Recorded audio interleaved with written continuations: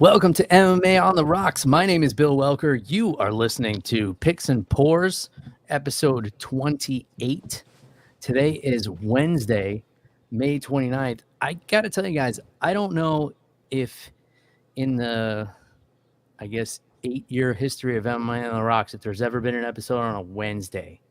This is a special case scenario. I wasn't able to do an episode this Sunday because I was at the beach with the family, a long weekend, Memorial Day weekend. Hope everybody had a very enjoyable Memorial Day, while also remembering the reason that we have this long weekend is that some of our brave men and women who serve in this great United States military made the ultimate sacrifice and gave their lives. And I hope everybody took some time on this past Memorial Day weekend to remember those folks and pay tribute to those folks in whatever way you see appropriate, but also, enjoyed the freedoms that they fought for, whether that be, barbecuing, going to the beach, whatever you did. So I hope you did both of those things. In any case, never been an episode on a Wednesday, but couldn't do one over the weekend. And I can't do one on Thursday, the normal Picks and Pours night, because I'm off to Legoland to celebrate my daughter moving up from kindergarten, which is a huge milestone that has been a bit of an emotional time for the family here. It's crazy to think about this little thing that you brought into the world has grown up and started to become a person, and now is learning to read and write and do all of those things. In any case, I know that's not what you guys are here for.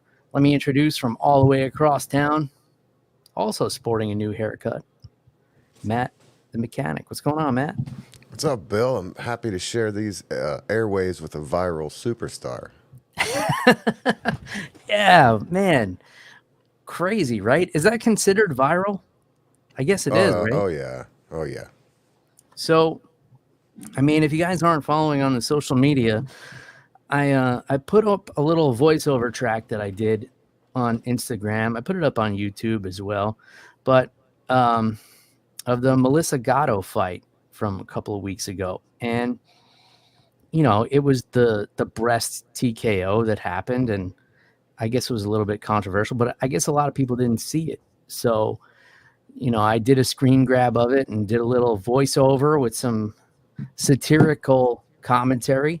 And we're now sitting at 16.2 million views on Instagram. So, yeah, I guess for the first time in the MMA on the Rocks history, we've gone a little bit viral. So if anybody is joining in based on that post, I first of all want to say welcome to the MMA on the Rocks community. And I'm sorry if all of the content doesn't live up to what you expected by seeing from that post. But,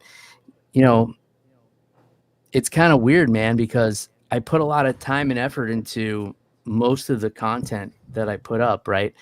And for this one, I was sitting on the couch. I had a fever. I was a little under the weather.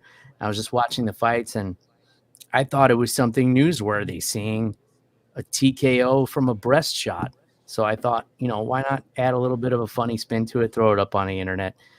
I didn't think anything of it. I was exhausted that day. I went to bed, and I woke up the next day, and my Instagram notifications were through the roof. I think it was like already near 1 million views.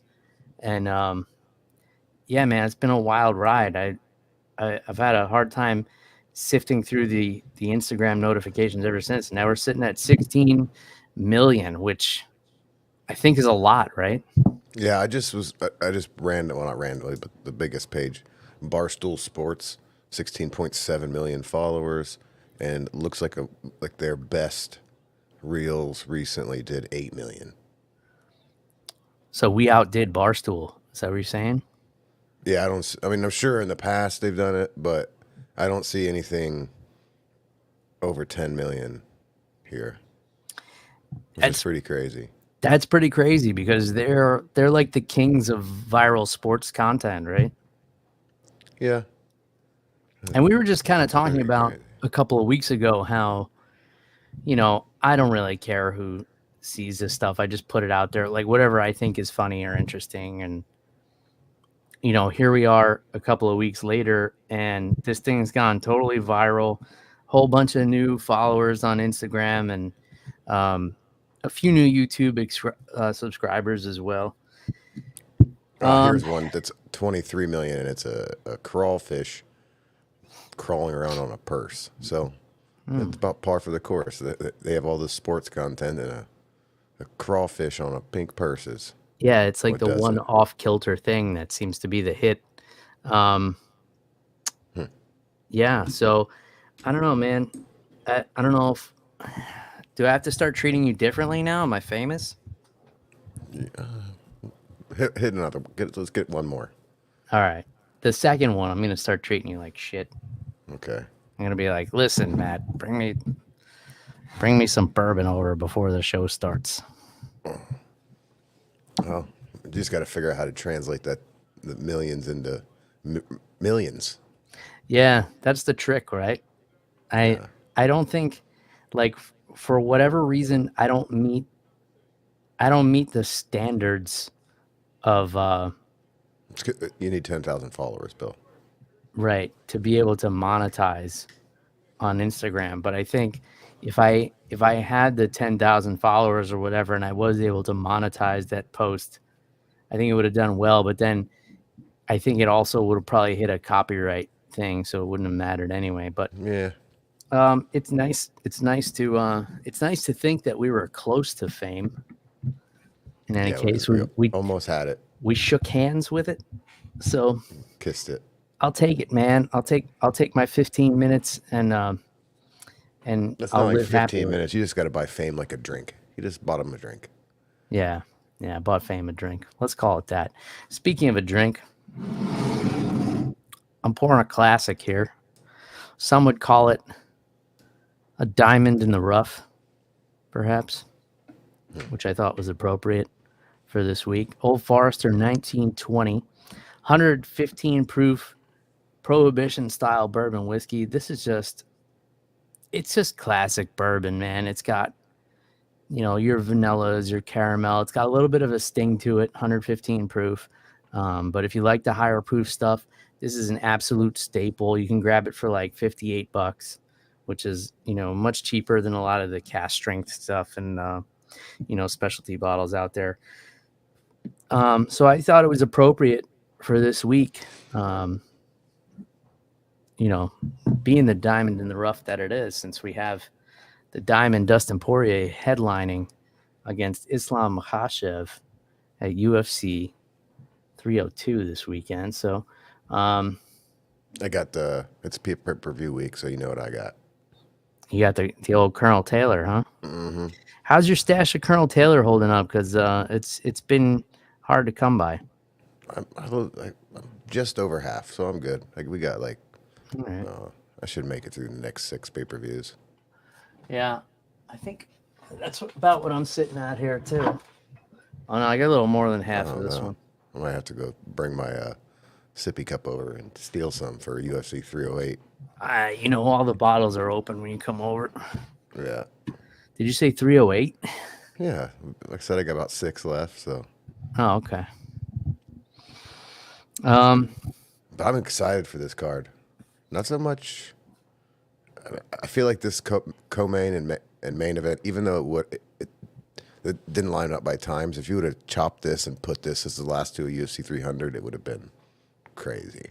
Like, I don't know, man. I'm digging this main card. I'm digging a lot of fights on the undercard as well.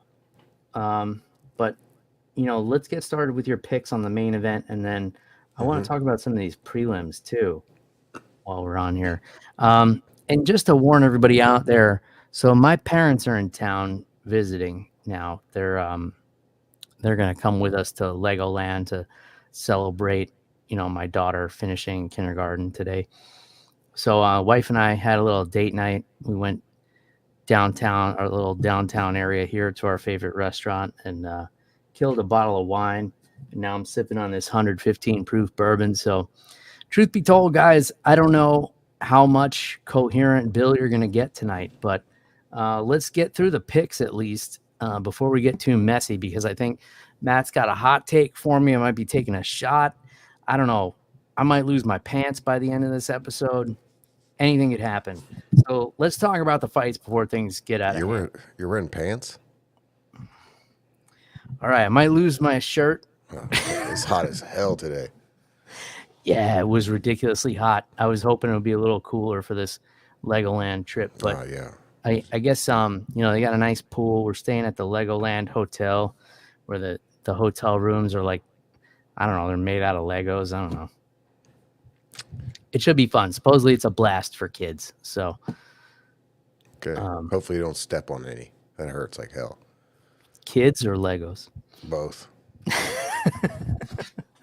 Yeah, hopefully Just depends on who you hurt on the. Hopefully I avoid stepping on children and Legos. I think I'd much rather step on a child than a Lego. Yeah. Yeah, I think I would too. It would hurt a lot less. But yeah, parents are here. They're downstairs with the kiddo right now watching School of Rock with Jack Black. Are you familiar? Oh yeah, a great movie. Great movie. My daughter's obsessed with it right now, and she's been asking for drum lessons because of this movie. Well, I will take my winnings this year and I'll buy her some drum lessons. All right. I will gladly volunteer for that. You're going to be able to afford 7 minutes of a drum lesson with those winnings. Hey, I'll come out of my personal money and I'll buy her a nice drum. Oh, great. Well, I told her she's got to do drum lessons for a year before I get her a drum set, because I'm not going down that. I was a drum player for exactly one day. In 5th grade, I signed up for drums, and I brought it home and was beating the shit out of it. And I was told I was going to switch to trumpet. Fair enough. But in any case, I was glad to see my daughter take an interest in this movie. She loves it. She's been quoting it. She's been singing the songs. Pretty cool to see. It's not a movie you would think a 6-year-old would be into, but catchy. Jack Black just kind of has that appeal. Yeah. Show her Tenacious D next. We're not quite ready for that. Is that a rated R? I'm not sure. Yeah, man. I mean, their second biggest hit was called Fuck Her Gently. Okay, all right. Maybe not. Let's save something for 2nd grade. Let me go with year 1. Year 1. Yeah, maybe like Jumanji or something. Yeah, Jumanji. Something else that he did. Okay. Maybe not Tenacious D just yet. All right, let's get into the fights. Is the first fight on the main card the Randy Brown? Correct. And Elias Zaleski dos Santos? Man, looking at this, it's hard for me to say. I want to try and guess who the favorite is here before you tell me. First, what's the guy's name? His entire name? Elias Zaleski dos Santos. Okay, let's make sure that copied right. I would like to say that Randy Brown's a slight favorite going into this. I mean, he's got a lot of momentum coming off the Muslim Salikov knockout, and Zaleski's coming off of a draw. So I would think Randy Brown's a little bit of a favorite. He's minus 180 to plus 150. Okay. Yeah, that sounds about what I was thinking. So who do you like in this one? You like the dog, Dos Santos, or you like the favorite? Dos Santos is a dangerous fighter. He's got some pretty badass kicks and stuff, but when it comes down to it, I don't trust anybody with more than 3 words in their name. So I'm going to take the underdog here, or the favorite, and Rude Boy. Don't trust anyone with more than 3 words in their name. Yeah, it's that, and if you have more than 2 cell phones in your pocket, I don't trust you. Killing a lot of sperm cells there, getting them from both sides. Yeah. Yeah, I kind of like Randy Brown in this one as well. I mean, Dos Santos is slick. He's very well rounded. He's got a lot of knockouts, but I think the length of Randy Brown is going to be a problem. And he also, MMA math doesn't work, but he lost a split decision to Muslim Salikov while Randy Brown knocked him out viciously. So I like that pick. All right, moving on to the heavyweights. Jailton Almeida tries to rebound, right? Against Yeah. Alexander Romanov. Rebound off the loss to Curtis Blades, which was a second round knockout not that long ago. That was just in March. So really quick turnaround for the slick Brazilian here against Romanov, who, has not been taken out that many times, never been submitted. So what are the odds in this, and what are you thinking about? Almeida's minus 298 versus plus 240. That sounds right.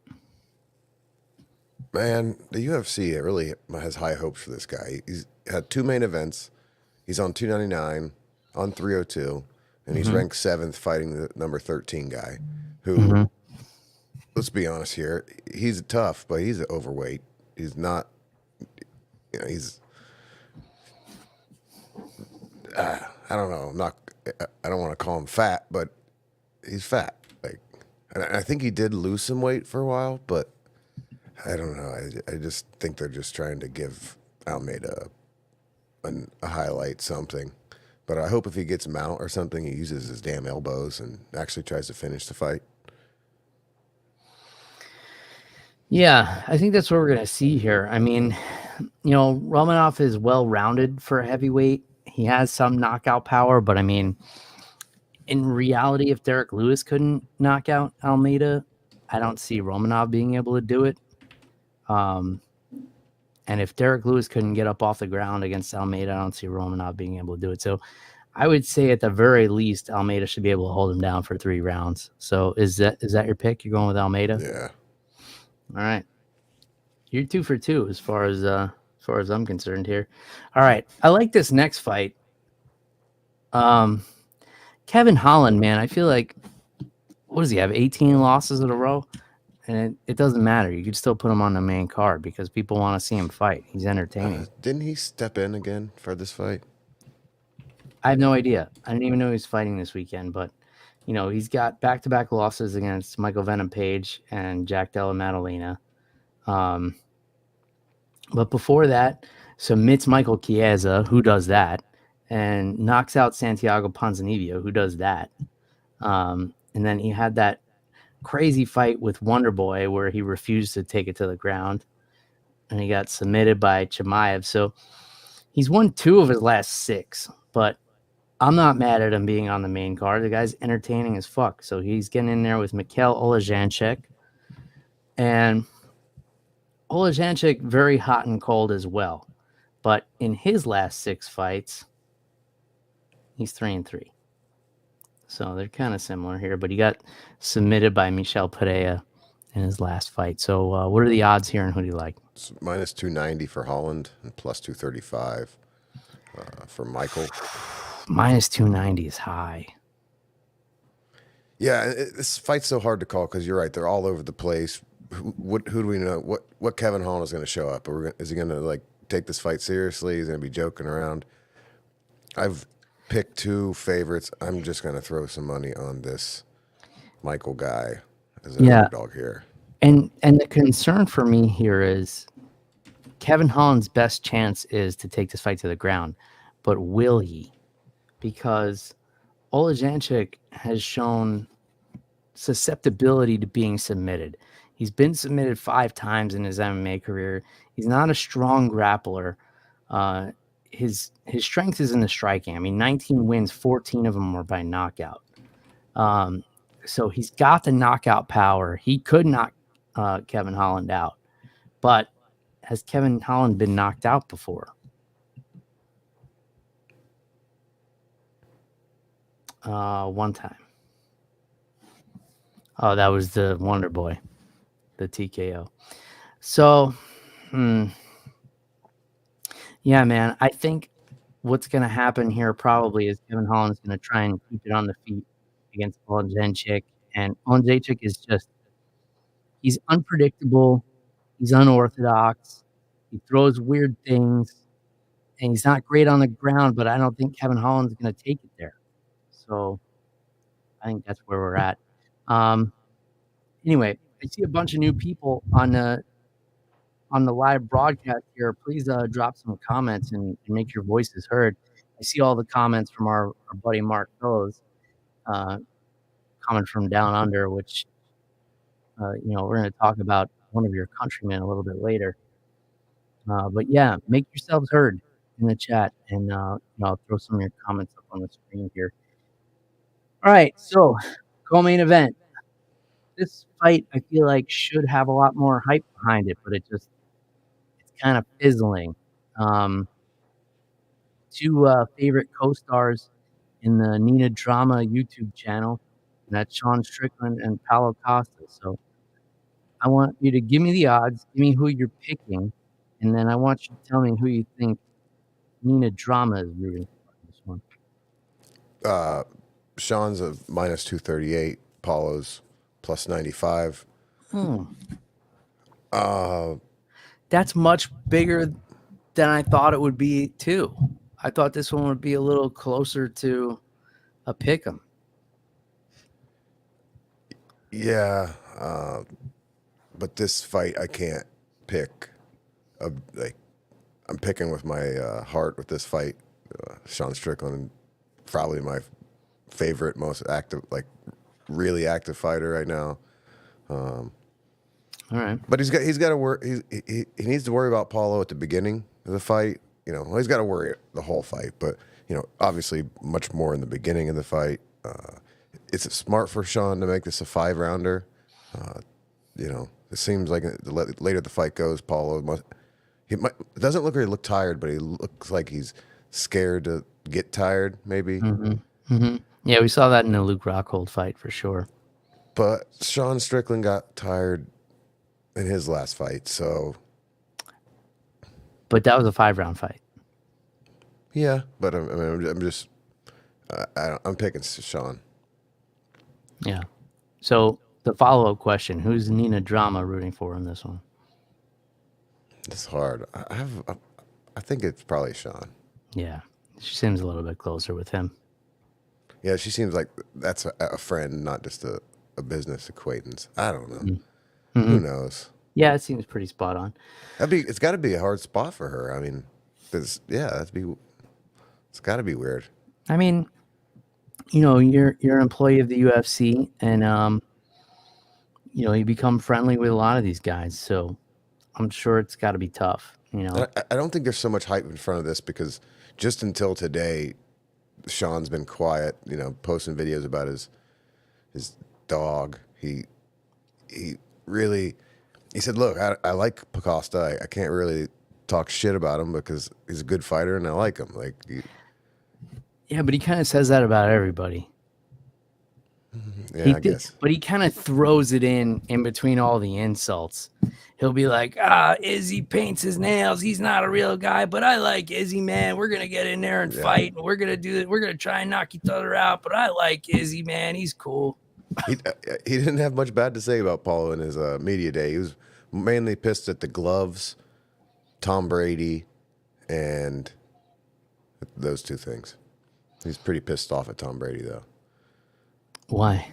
Oh, you don't come. He was just the comments Tom about how he regretted it and that. I don't know.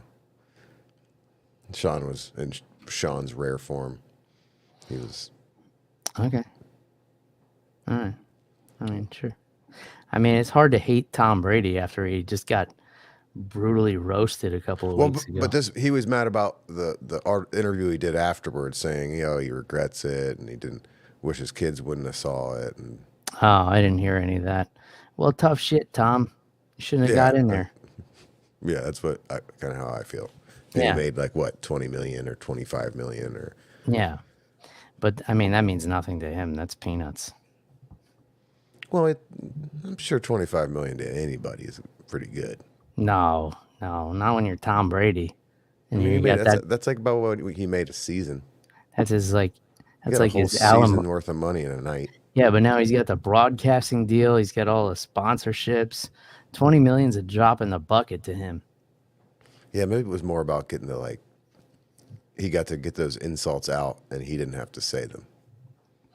Yeah. I mean, it's probably pretty liberating. And then he got to hear a bunch of people shit on his ex-wife. That's what I'm talking about. He got to say a lot of Yeah, things that he probably wasn't allowed to say, but they said it for him. yeah, because he was like, "Yeah, I'll do this roast. They're really gonna roast Giselle." It And wasn't me. yeah, I didn't say it. Sorry, kids. Yeah, he probably just had little $1 million tokens to the comedians. Here you go. If you say that, here you go. Yeah, here's 100. Here's 100 grand to go play in the casino. Have fun. You know, I heard an interview with what's his name, Hinchcliffe. You know that he wasn't even supposed to be part of that until the day before. Yeah, I heard they were trying to keep him off of it, and then he wasn't supposed to get out of his seat. He was supposed to stay at the table and do it. Yeah, And then he got up and walked up on the stage and stole the night. he's good. Nice shoes, bitch. I still think Nikki Glaser was amazing. Yeah. She was hilarious. All right. The main event. Yeah. We're going to move on. Is Dustin Poirier going to realize an undisputed championship? This is the Rocky Balboa story. According to him and according to a lot of other people leading up to this, he's getting in there with the boogeyman. I mean, Islam has shown his human side, in the first fight with Volkanovski for sure. In the second fight, showed a little bit of vulnerability, but then showed, why he's the king of the lightweight division. Now he's getting in there with Poirier, who's riding high, definitely has a lot more hype behind him going into this fight than Islam. Islam, it was like he almost lost to a featherweight, and then he beat the featherweight that he should have beaten in the first place. That's going to be the narrative going into this. So he doesn't have that same like boogeyman vibe that Khabib had at the same point in his career. At which point he fought Dustin Poirier and kind of manhandled him, except for the one guillotine exchange, which I'm sure Islam is going to be very cognizant of and going to try to avoid.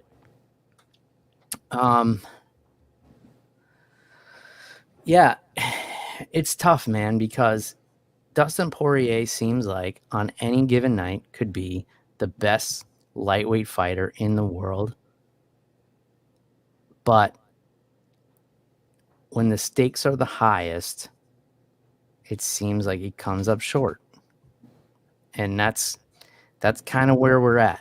So is he going to realize, this Rocky Balboa, kind of crescendo of his career? Or is it going to be another time where he reaches the pinnacle and comes up short? What do the odds say, first of all, Matt? Well, you're right. Islam probably is the greatest fighter alive right now. Could be, But Dustin's a plus 470. Mm-hmm. And I think, this will be the Mr. Jackpot. Because all the picks I made for tonight don't matter because I've already placed my bet. And it's not bets, it's bet. I placed it, got Dustin at plus 470, and I'm rolling in the money we missed last week for not having events. So we're going all in on the diamond with $10 at 470. All in. To pay out 57 smackaroonies. Sweet. What's Dustin Poirier by knockout? Kind of curious. If he said plus 470. Yep. Yeah. What do we get? What do we get for a knockout on the diamond? Because it is. Son of a bitch.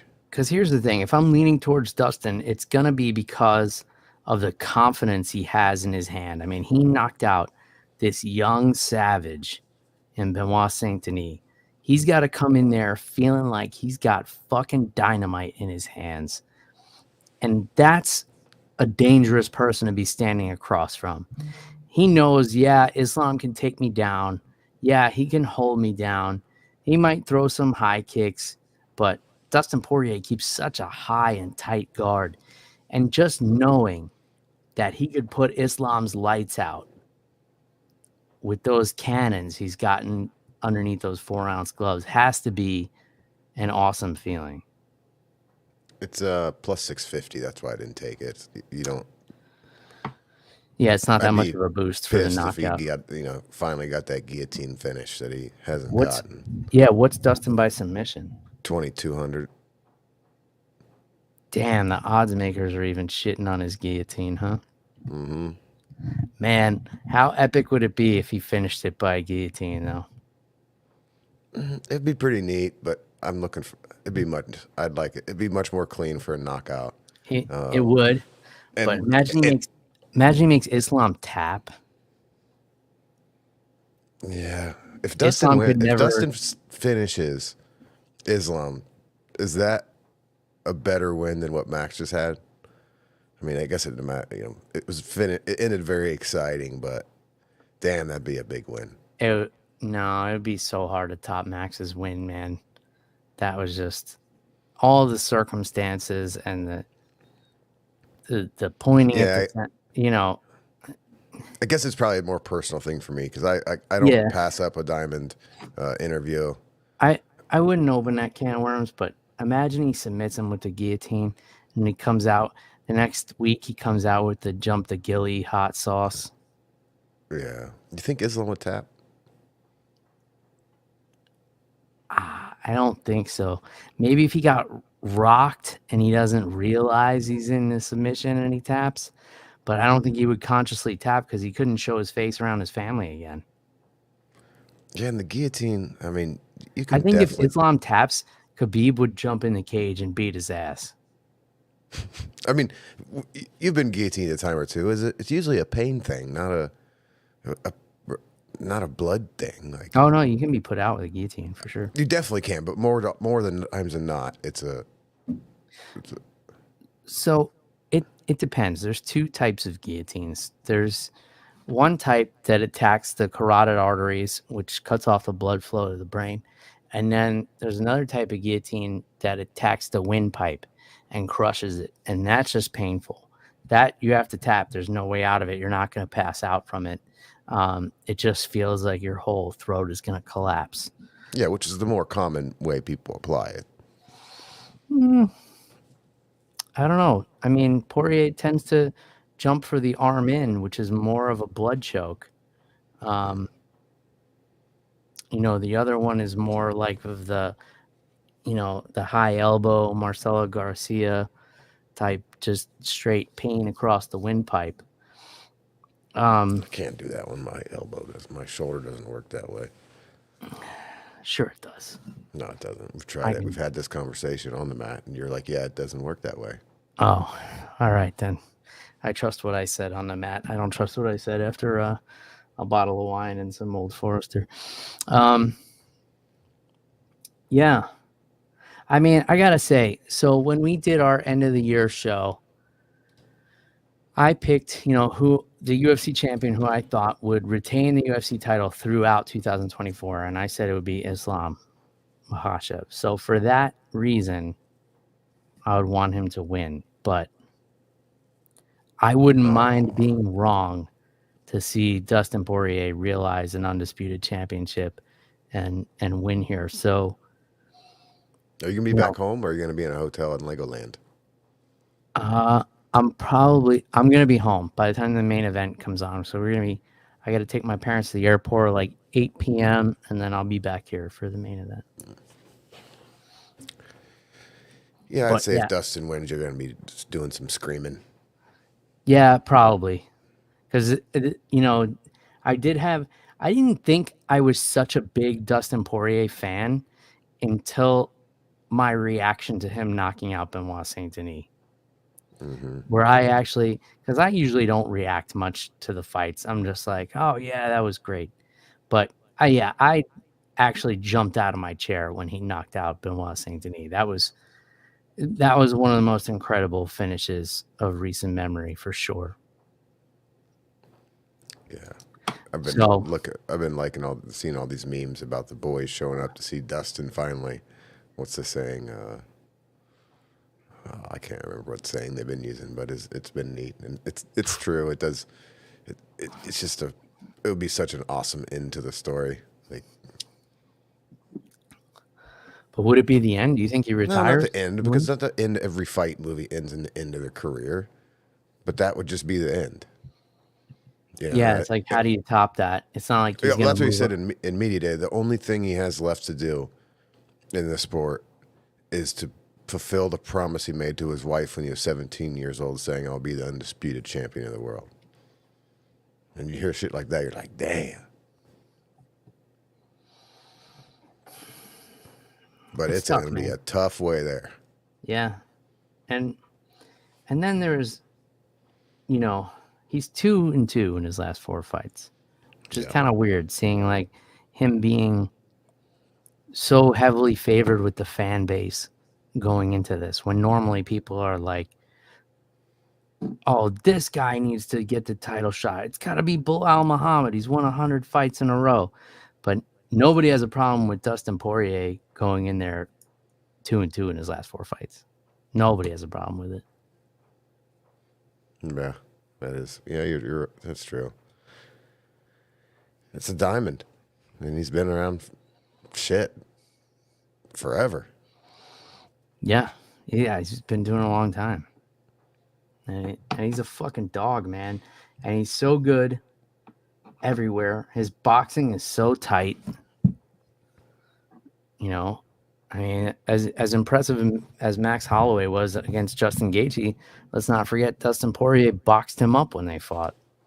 Yeah, and they sure better have a Theo Von cam for this. Is Theo going to be there? Oh, I'm sure. Where is this? This is in Newark, New Jersey, at the Prudential Center. I've been to an event there myself. This is their 10th one there. I think I've been to 1 or 2 of them. I used to live in Weehawken, New Jersey. It was pretty close to Newark. It was a pretty cheap Uber ride over there at the time. Actually, yeah, I've been to 2. I've been to 2 at the Prudential Center. I saw John Jones versus Chael Sonnen. That was at the Prudential Center in Newark. And I saw one other one. I don't remember what the main event was, but I remember Josh Barnett lost to Ben Rothwell. And I also believe that night Ryan Bader got knocked out by Anthony Rumble Johnson. I don't remember who the main event was. Never heard of him. You never heard of Anthony Johnson? No, I'm kidding. Oh. I was like, I started doing the math in my head, like what year you started watching. All right. What else do you want to talk about on this card? I want to talk on this. Oh, right. On this card. Yeah. All right. Let me pour myself a little more of this, because I know you're going to have me doing probably a nasty shot later. I don't know what your hot take is, but instead of pouring, I'm going to be the one doing a shot. Let's see. Roman Kopylov, who, he was the original fighter we were talking about when you first played that Mr. Jackpot clip. So, like, every time you play that, I think of Roman Kopylov's face saying it. It's like, we need to make a little AI thing of Roman Kopylov saying Mr. Jackpots. Yeah, like the old school, like the mouth cuts off his. I'll tell you the fights I love on here. Grant Dawson and Joe Selecki. That's going to be a really fun fight. Joe Selecki's going to be the hometown guy because he's a New York, New Jersey guy. I really like Phil Rowe and Jake Matthews. That's going to be a really fun fight. I think Jake Matthews is just a little bit better everywhere, but I would love to see this fight hit the ground. I think that would be really interesting grappling exchanges. Phil Rowe just grappled your boy Craig Jones. He's grappled Gordon Ryan. He trains with Julian Williams over in Orlando, who's a phenomenal Brazilian Jiu-Jitsu practitioner and MMA coach. I love that matchup. Nico Price and Alex Morano. How does that fight? There's no way that fight is boring.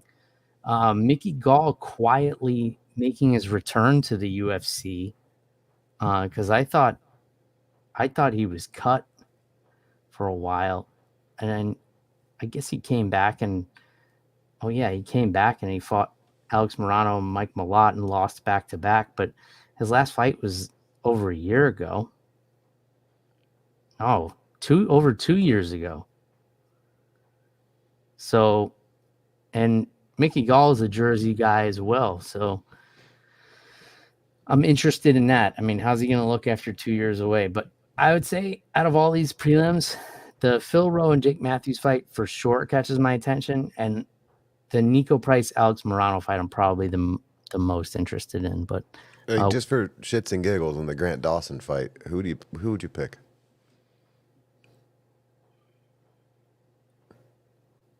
it's tough, man, because I feel Grant Dawson is so good. He's coming off of the knockout loss to Bobby Green. And Joe Selecki is just super slick, man. Like, and I feel like he wins fights he's not supposed to win. So for that reason, I would favor Joe Selecki in this one. Because Joe Selecki is a plus 370. Yeah, I would throw a little change on Joe Selecki on that one. But you know me, I'm always wrong. So Yeah, I know. I was hoping you'd pick the other guy because then I was like, all right, I'm going with Selecki. damn, sorry. Yeah. It is what it is, buddy. Sorry to ruin that. So you're not going to put any money on it. Now he is going to win. I already spent my money. That's the way that's going to go. So yeah, I don't know. Which of these fights jump out to you? Is it just that one? Yeah, I mean, I always like to watch Phil Rowe. I like a guy that he puts himself out there. He's he Yeah. fucking competes against Gordon Ryan and shows up in like a Michael Jordan outfit and gives him a boombox. Like, I don't know. He just seems cool. Yeah. He's a cool met guy. him, but I like guys that like to mix it up, aren't scared to do other things, and like to do a bit of grappling. Yeah, for sure. I think that's going to be a really fun fight. And obviously, Jake Matthews is super solid everywhere. All right, so that'll wrap it up for UFC 302. You want to get to your hot take, or do you want to talk about some fight announcements? That was what the word grappling was, Bill. All right, let's do it. So, do you know what the ADCC is? Yeah, I'm aware. And explain it a little bit to the people. So ADCC is probably, for submission grapplers, I would say it's the equivalent of the Olympics. It happens every 2 years. All the best grapplers tend to show up for it. And it's not like Brazilian Jiu-Jitsu rules. It's submission grappling. So it does favor, takedowns and wrestling and, things of that nature. And it tends to be very exciting for a grappling show. That about sum it up? Yeah. And that the other thing that always interested me is that they have the trials and all over the world, and it's kind of like if you win ADCC, you're the best grappler at your weight in no gi, hands down. Yeah.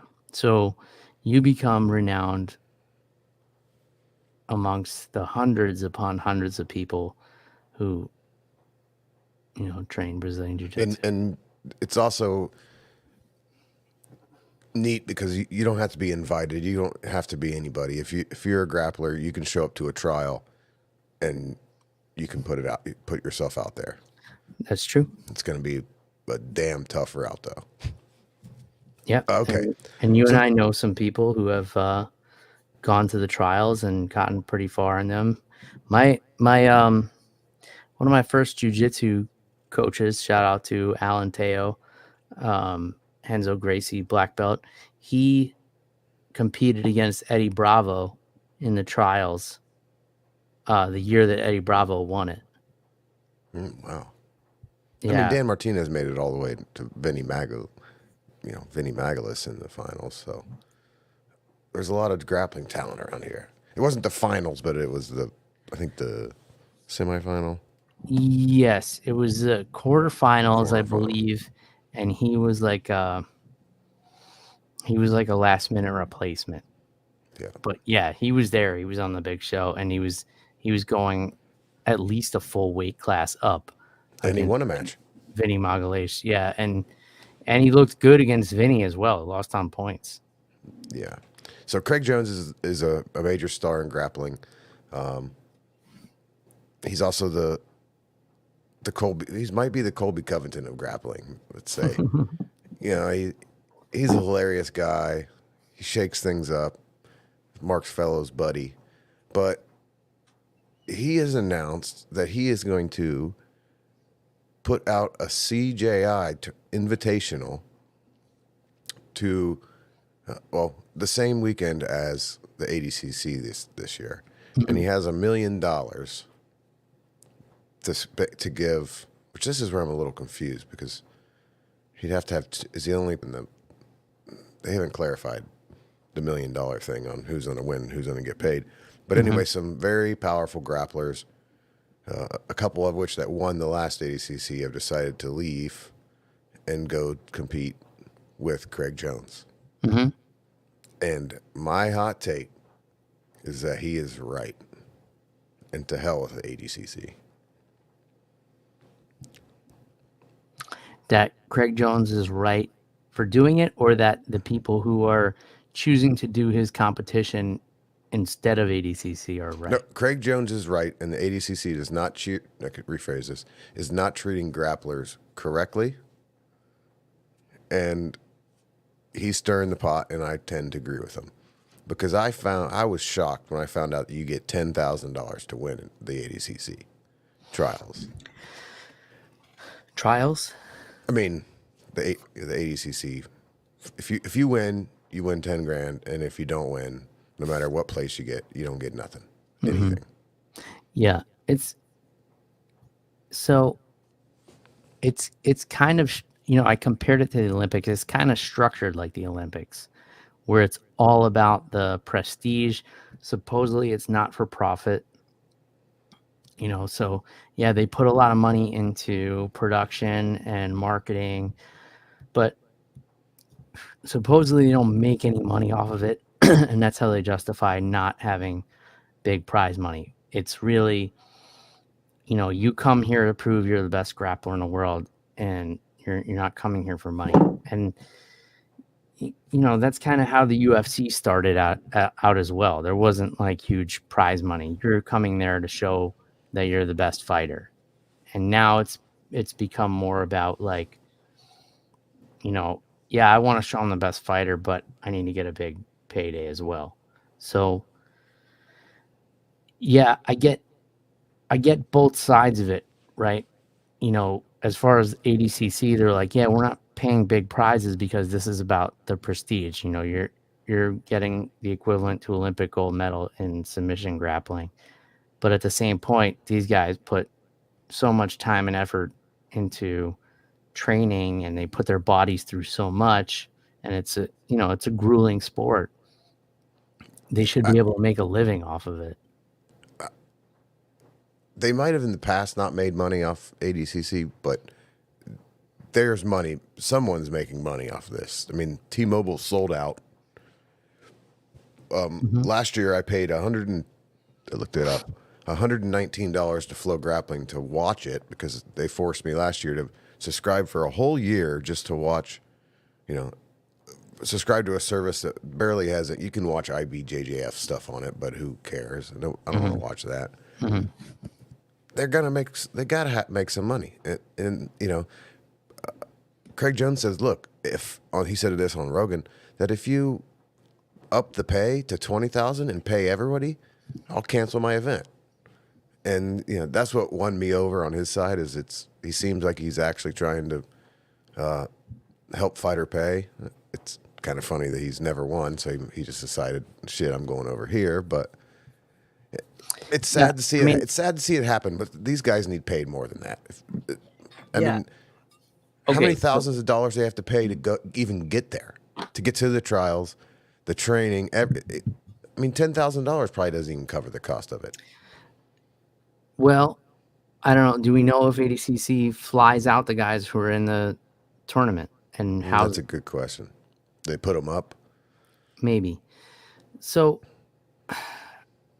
yeah, on an initial number crunch, it might seem like they're making money. Like, yeah, you paid $120 for the flow grappling, but you know, probably 60% of that goes to the flow grappling platform, which isn't, nothing to do with ADCC. So is ADCC as an organization, are they pulling in a lot of money? Are they paying, a high level executives to run the company?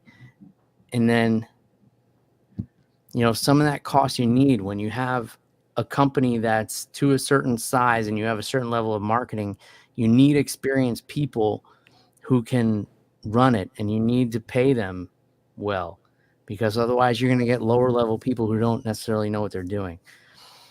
And you're talking about an event that happens every 2 years. So are they bringing in enough money to keep people on the staff, for sufficient marketing and production and everything else that needs to go into it for the span of 2 years?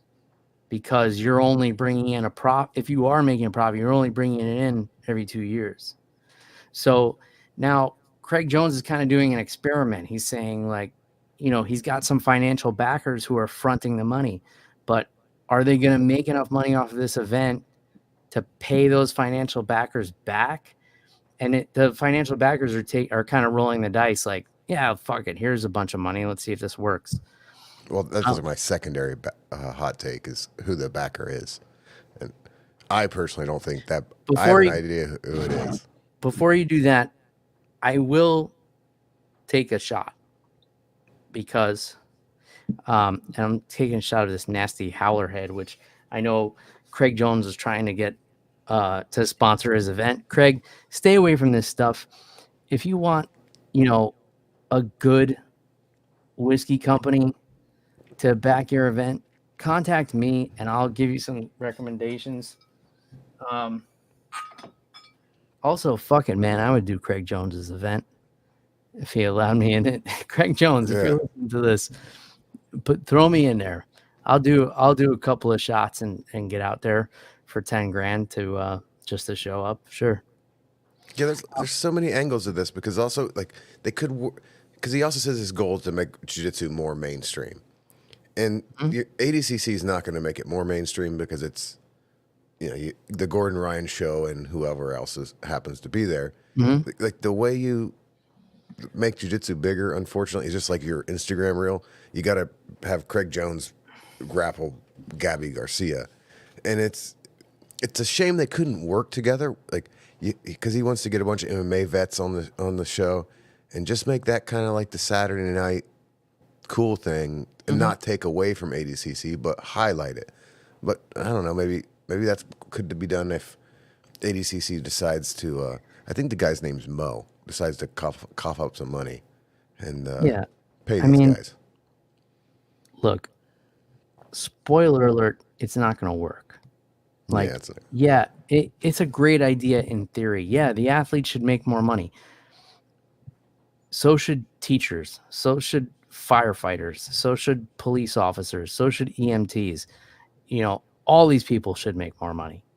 But that doesn't mean that creating a competitive organization will make that happen, Yeah, but you're talking about the top 5% of grapplers in the world are at this event, and I'm sure if you take the top 5 teachers in the world, they make some money.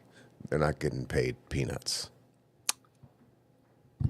Sure, but there's a lot less grapplers than there are teachers. I agree, and it's kind of a weird example. The other point that Craig made on Rogan that made some sense with me is he went through like he mentioned his like 3 matches he would have to win in the finals weekend to get to the ADCC, and he's like, I could do a super fight with each one of these guys and make a ton of money on each one of them, and that's a good point. Like, it just seems like, but he could do that because he established his name on the ADCC platform. That's why Well, Craig Jones but is my known. point is the 80. You can't tell me that who's number one generates more money than the ADCC. That's 3 sold out days of T-Mobile. So wait, say that point again. So like, who's number one would pay Craig Jones? Sometimes these guys make $100,000 for a What's super who's fight. number one? That's like it's the Austin-based grappling event. See, Okay. they're paying people like Craig $50,000 and $100,000 to grapple, and you don't even know who it is. Mm-hmm. The ADCC isn't, they selling out T-Mobile for 3 days. They can pay somebody more than 10 grand. But those 3 days of selling out T-Mobile has to go towards, running the organization for the next 2 years, because they only do one event every 2 years. Okay. I mean, without getting into numbers, we don't really know, but I don't know what it costs to run a business that does not doing anything. Well, there's still marketing. There's still people like on the staff, on the payroll. That starts to add up. Even if you only have like a few marketing people that are making, 80 grand a year, running the social media. Let's say you have a team of 8 people and they're making, $85,000 a year. You're only making a profit, and it's a very marginal profit in the scheme of things, once every 2 years. Yeah, maybe I'm a dumb mechanic, but I could run ADCC's off-season Instagram page for much less than $80,000 because they don't do shit. They don't do shit in the off-season. Like, so these executives are just sitting there, doing nothing for a year and a half, and then that's the way businesses work. Yeah. Like I got in the wrong business. Because just to have the company being afloat, you have to have people working for it. And it's kind of like, all right, the next event's coming up in, 692 days. Is everybody gearing up for it?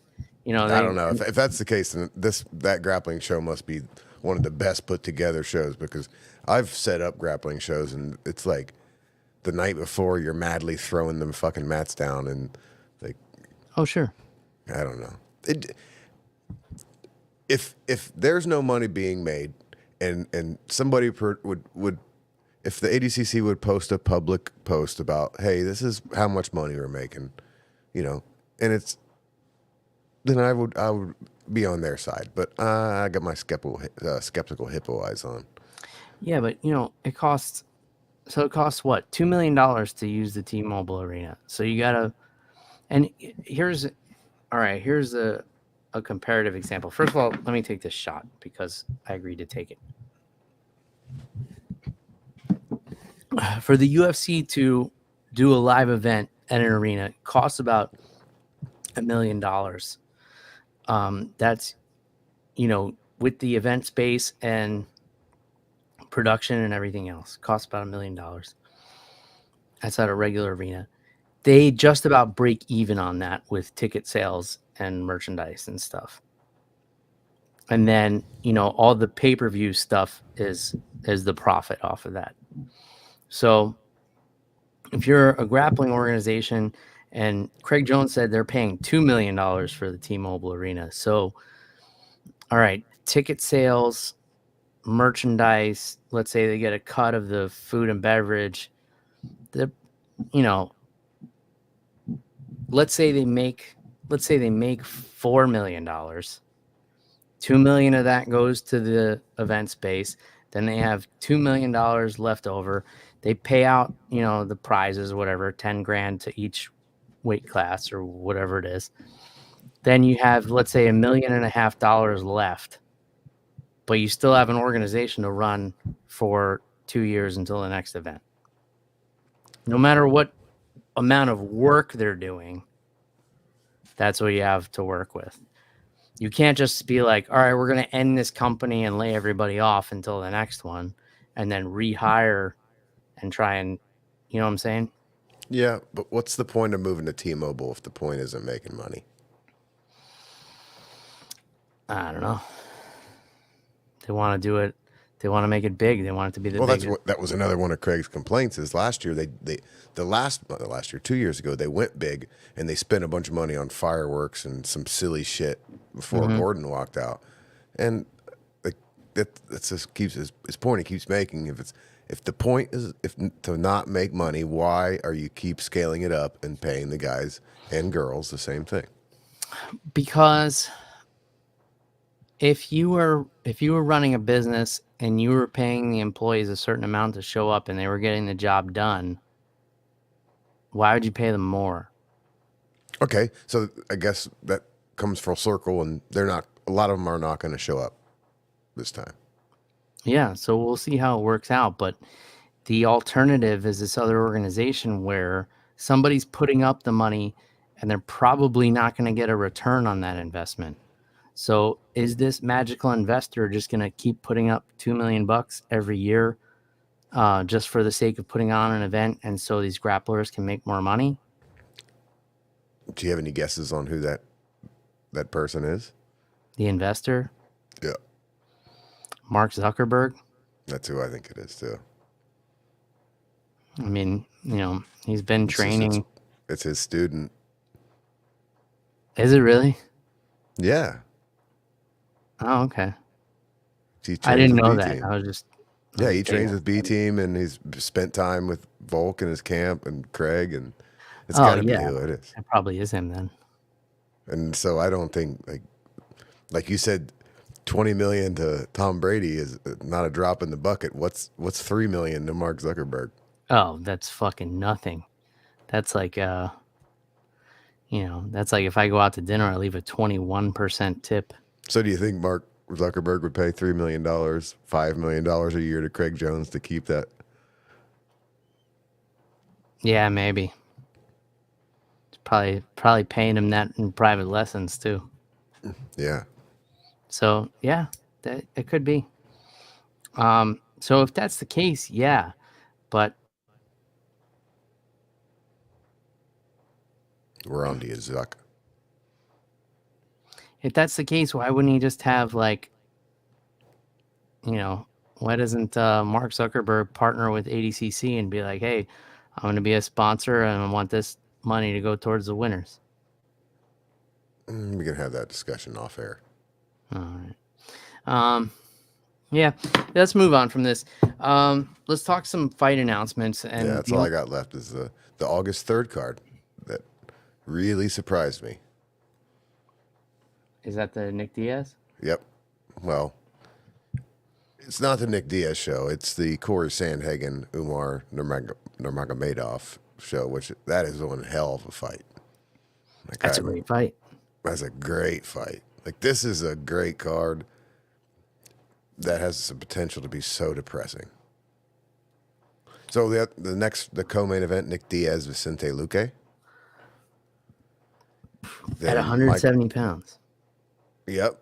And then I think he announced Figueiredo versus Vera. Oh. Mackenzie Dern versus Lupi. Mm. And then I know the card is opening with Tony Ferguson, Michael Chiesa, and then a prelim fight has been You're saying confirmed. Michael Chiesa? Chiesa, I'm sorry. And then Alonzo Menningfield is fighting some guy that ends in V. Azamat Murder. That's a really fun card. So when Nick Diaz came back against Robbie Lawler, that was at 185, right? I don't know. I'm trying to think because I remember, or was that a catch weight maybe? Because I remember Nick didn't look in great shape. No, he didn't look in great anything in that fight. Yeah. I mean, luckily, Robbie Lawler was able to come back after that and go out on a big knockout and ride off into the sunset. But I don't know if we're going to get the same kind of storybook ending for Nick Diaz here. Damn it.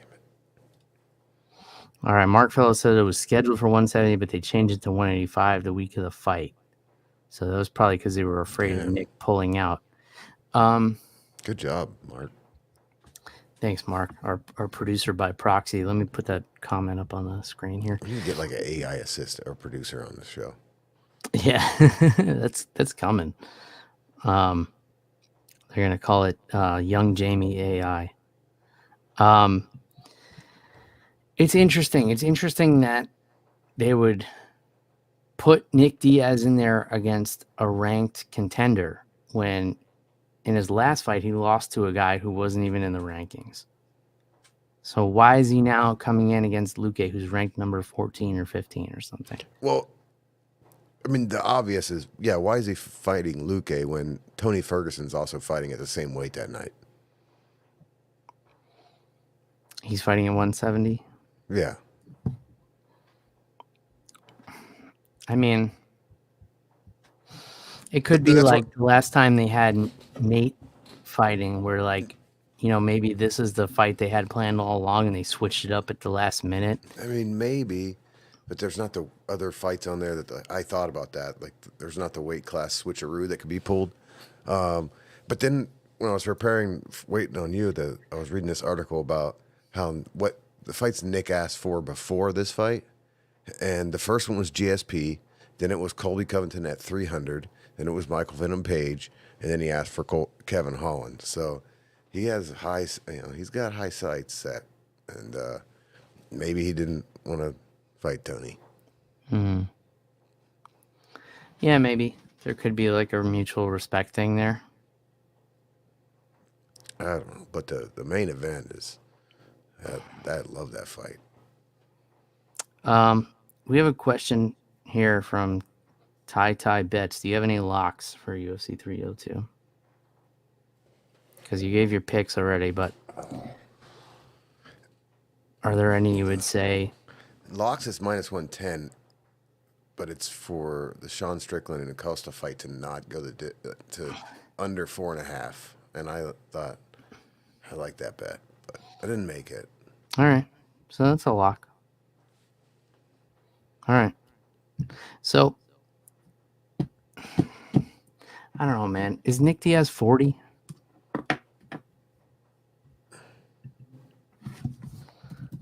'83, so he is 40, he's 40 exactly. He'll be 41 in August. August 2nd, actually. So the day before this card, he's going to be 41. He's going to be making 170 pounds. When was the last time he made 170 pounds? There's so many variables here. Like, of course, I'm as excited as anybody to see a Diaz brother have a fight on the books, but at some point, it's like, come on, man. Yeah, I kind of, this fight's in Abu Dhabi. They've been known to toss some extra money around on that side of the world. I kind of like that it's Diaz and Ferguson, possibly both be the end of their career, and maybe they're getting some extra cheddar over there. So I think Nick Diaz needs to be concerned about the THC rules in that area of the world, but I'm sure the UFC thought of that already. Yeah. Here's some concerning stats. So Nick Diaz has not made 170 pounds since he fought GSP in March of 2013. So over 11 years ago. He hasn't won a fight since he beat BJ Penn in 2011. And they're putting him in against a ranked opponent in Vicente Luque. Damn. That's only 2 fights ago. And he looked terrible against Robbie Lawler. He does look much leaner right now. I was looking at him playing with some nunchucks. I don't know what his obsession with nunchucks was. But he also had a hard time opening up the cellophane package that the nunchucks were in. But, I mean, it's a long way to August, too. Yeah, but I mean, we're talking, it was 11 years ago. He was 30 years old the last time he made 170 pounds. Now he's going to be 41. He's going to make 170. I think I'll make 170 at 41. How tall is he? 6 foot, 6'1". Oh, well, he's much taller than me. I mean, I couldn't make the same weight. I mean, him and I are about the same age. I couldn't make the same weight I was making 11 years ago. No offense, but you ain't Nick Diaz. That's true. I'm not Nick Diaz. That's the commander, right? So, yeah. I don't see him around the crew very much, though. I don't know, man. I mean, I don't know. Look, I'm a big Diaz brothers fan. I've partied with those guys. I've done shots with Nick Diaz. I love the guy. I hope he comes back and puts on a performance of a lifetime against Vicente Luque, and they put him right in there against Leon Edwards or whoever for the title right after. That'd be Let's awesome. not get ahead of ourselves here. How old is Luque? I'm just saying, oh, like, shit, he's 32. Like, perfect world, you know.